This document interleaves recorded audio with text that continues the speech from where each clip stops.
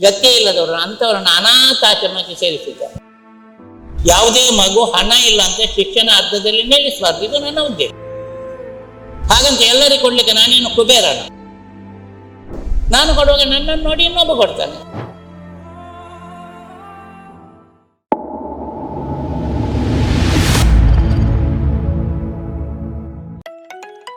ಸರ್ಕಾರಿ ಹುದ್ದೆಯಲ್ಲಿದ್ದವರಿಗೆ ನಿವೃತ್ತಿಯಾದ ಬಳಿಕ ನೆಮ್ಮದಿಯ ಜೀವನ ಎಂಬುದು ಸಾಮಾನ್ಯ ಅಭಿಪ್ರಾಯ.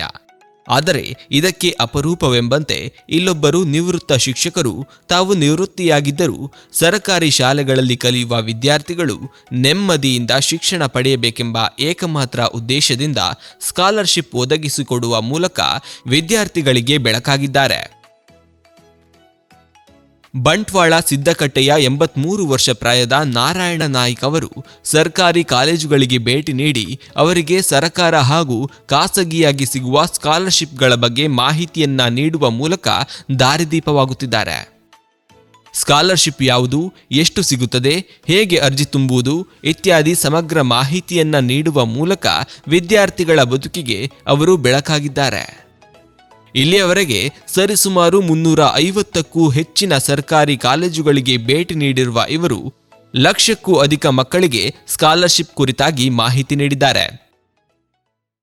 ಮಾನ್ಯ ನಾರಾಯಣ ನಾಯ್ಕರವರು ಈ ಕಾಲೇಜು ಪ್ರಾರಂಭ ಆದ ದಿವಸದಿಂದ ಕೂಡ ನಮ್ಮ ಈ ಕಾಲೇಜಿನ ಜೊತೆ ಸಂಪರ್ಕದಲ್ಲಿದ್ದಾರೆ. 2007ರಲ್ಲಿ ಈ ಕಾಲೇಜು ಪ್ರಾರಂಭ ಆಗಿದೆ. ನಾನು ಈ ಕಾಲೇಜಿಗೆ 2017ರಲ್ಲಿ ಬಂದ ನಂತರ ನಾನು ನಿರಂತರವಾಗಿ ಅವರ ಸಂಪರ್ಕದಲ್ಲಿದ್ದೇನೆ. ಸರ್, ನಮ್ಮ ಮಂಗಳೂರಲ್ಲಿ ನಮ್ಮ ಕಾಲೇಜು ಮತ್ತು ಕಾರ್ಶೀಟ್ ಕಾಲೇಜಿಗೆ ವಾರದಲ್ಲಿ ಒಂದು 3 ದಿವಸ ಆದರೂ 4 ದಿವಸ ಆದರೂ ಬಂದೇ ಬರ್ತಾರೆ. ಹೆಣ್ಣು ಮಕ್ಕಳನ್ನು ಒಂದು ಎಂಪವರ್ ಮಾಡಲಿಕ್ಕೆ, ಉನ್ನತ ಶಿಕ್ಷಣ ಪಡೆಯಲಿಕ್ಕೆ ಸರ್ಕಾರ ಈ ರೀತಿ ಒಂದು ವ್ಯವಸ್ಥೆ ಮಾಡಿಯನ್ನು ಕೊಟ್ಟಿದೆ.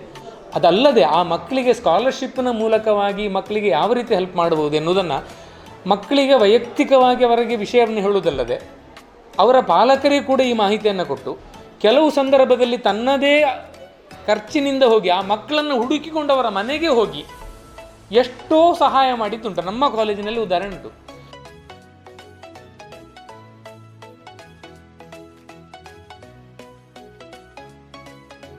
ಒಂದು ವೇಳೆ ಒಂದು ಮಗು ಹಣ ಇಲ್ಲಂತ ಶಿಕ್ಷಣ ಅರ್ಧದಲ್ಲಿ ನಿಲ್ಲಿಸಬಾರ್ದು, ಅದಕ್ಕೆ ಏನಾದರೂ ಮಾಡಿ ಮುಂದುವರಿಸುವಂತಹ ಜವಾಬ್ದಾರಿಯನ್ನು ನಾನು ಹೊತ್ತುಕೊಂಡಿದ್ದೇನೆ.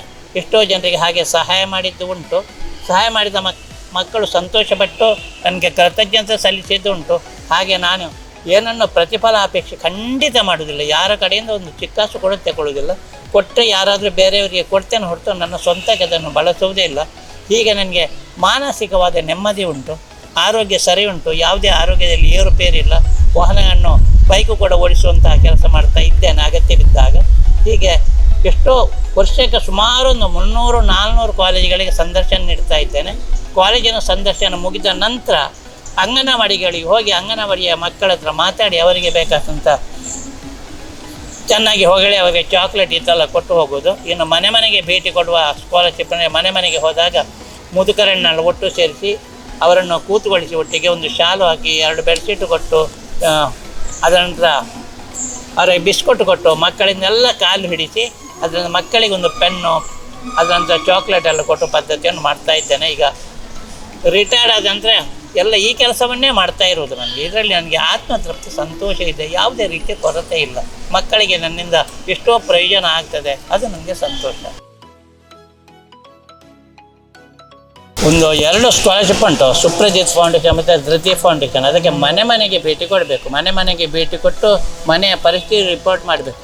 ನಾನು ಇಷ್ಟವರೆಗೆ ಸುಮಾರು 1,000 ಮನೆಗೆ ಭೇಟಿ ಕೊಟ್ಟಿದ್ದೇನೆ. ಅದೇ ಅವರಿಗಾಗಿ ಈಗ ಅದು ಒಮ್ಮೆ ಸ್ಕಾಲರ್ಶಿಪ್ ಮಂಜೂರಾದರೆ ಅವರ ಎಜುಕೇಷನ್ ಮುಗಿಯುವವರೆಗೆ ಅವರು ಏನು ಮಾಡ್ತಾರೆ ಅಂದರೆ ಪುನಃ ಪ್ರತಿ ವರ್ಷದಕ್ಕೆ ಅರ್ಜಿ ಸಲ್ಲಿಸಬೇಕು. ಹಾಗೆ ಒಂದು ವರ್ಷಕ್ಕೆ ಸಿಗುವ ಸ್ಕಾಲರ್ಶಿಪ್ ಸುಮಾರು 12-16 ಲಕ್ಷದವರೆಗೆ ಬರ್ತಾ ಇರ್ತದೆ ಮಕ್ಕಳಿಗೆ. ಅದು ಕಂಟಿನ್ಯೂ ಆಗ್ತಾ ಇರ್ತದೆ. ಹಾಗಾಗಿ ಸುಮಾರು ಅಷ್ಟು ಸ್ಕಾಲರ್ಶಿಪ್ ಅದು ಪ್ರೈವೇಟ್ ಕಂಪನಿಗಳಿಂದ ಕೊಡುವಂಥದ್ದು. ಇನ್ನು ಶಾಲೆಗಳಲ್ಲಿ ಒಂದು ವರ್ಷಕ್ಕೆ ಸುಮಾರು 300-400 ಶಾಲೆಗಳಿಗೆ ಭೇಟಿ ಕೊಡ್ತೇನೆ. ಶಾಲೆಯಲ್ಲಿ ಹೆಚ್ಚಂದರೆ 1,000-1,500 ಮಕ್ಕಳಿರ್ತಾರೆ. ಕಡಿಮೆ ಅಂದರೆ 200-300 ಇರುವುದುಂಟು. ಹಾಗೆ ಎಷ್ಟೋ ಲಕ್ಷಗಟ್ಟಲೆ ಮಕ್ಕಳಿಗೆ ಸ್ಕಾಲರ್ಶಿಪ್ ಸಿಗುತ್ತಾ ಉಂಟು. ಮೊದಲೆಲ್ಲ ಆದರೆ ಹೇಗೆ ಆಗ್ತಂದರೆ ಅದು ರೈಟಿಂಗ್ನಲ್ಲಿ ಸಿಗ್ತಿತ್ತು ನಮಗೆ, ಅದು ಗೊತ್ತಾಗ್ತಿತ್ತು. ಈಗ ರೈಟಿಂಗ್ನಲ್ಲಿಲ್ಲ, ಆನ್ಲೈನಲ್ಲಿ ಇರೋದು. ಆನ್ಲೈನಲ್ಲಿರುವಾಗ ಮಕ್ಕಳಿಗೆ ಬಂದದ್ದು ನಮಗೆ ಗೊತ್ತಾಗೋದಿಲ್ಲ. ಹೀಗೆಲ್ಲ ಸಮಸ್ಯೆ ಆಗಿದೆ. ಒಂದು. ಆದರೂ ಮಕ್ಕಳು ಕೆಲವೊಮ್ಮೆ ಫೋನ್ ಮಾಡಿ ಹೇಳ್ತಾರೆ. ಇನ್ನು ಕೆಲವು ಅನಾಥ ಮಕ್ಕಳಿದ್ದಾರೆ, ಅವರಿಗೆ ತಂದೆ ತಾಯಿ ಗತಿ ಇಲ್ಲದವರು, ಅಂಥವರನ್ನು ಅನಾಥಾಶ್ರಮಕ್ಕೆ ಸೇರಿಸಿದ್ದಾರೆ. ಅವರು ಅನಾಥಾಶ್ರಮದಲ್ಲಿ ಶಿಕ್ಷಣ ಪಡೆದು ಅದರ ನಂತರ ಅವರು ತಮ್ಮ ವೃತ್ತಿಯನ್ನು ಕೈಗೊಳ್ತಾರೆ. ಹೀಗೆ ಬೇರೆ ಬೇರೆ ರೀತಿಯಲ್ಲಿ ಸಹಾಯ ಮಾಡೋದು. ಯಾವುದೇ ಮಗು ಹಣ ಇಲ್ಲ ಅಂತ ಶಿಕ್ಷಣ ಅರ್ಧದಲ್ಲಿ ನಿಲ್ಲಿಸಬಾರ್ದು, ಇದು ನನ್ನ ಉದ್ದೇಶ. ಹಾಗಂತ ಎಲ್ಲರಿಗೂ ಕೊಡಲಿಕ್ಕೆ ನಾನೇನು ಕುಬೇರನ. ಅದಕ್ಕಾಗಿ ಎಷ್ಟು ಸಿಗ್ತದೆ ಅಷ್ಟನ್ನು ಒದಗಿಸಿಕೊಡಲಿಕ್ಕೆ ಪ್ರಯತ್ನ ಮಾಡೋದು. ನಾನು ಕೊಡುವಾಗ ನನ್ನನ್ನು ನೋಡಿ ಇನ್ನೊಬ್ಬ ಕೊಡ್ತಾನೆ, ಹಾಗೆ ಆಗೋದು.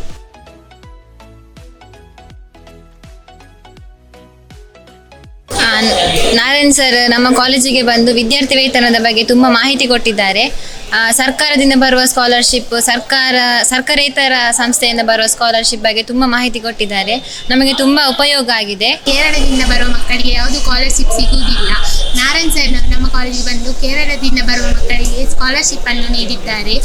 ಬಡ ವಿದ್ಯಾರ್ಥಿಗಳಿಗೆ ತುಂಬ ಸಹಾಯ ಮಾಡಿದ್ದಾರೆ.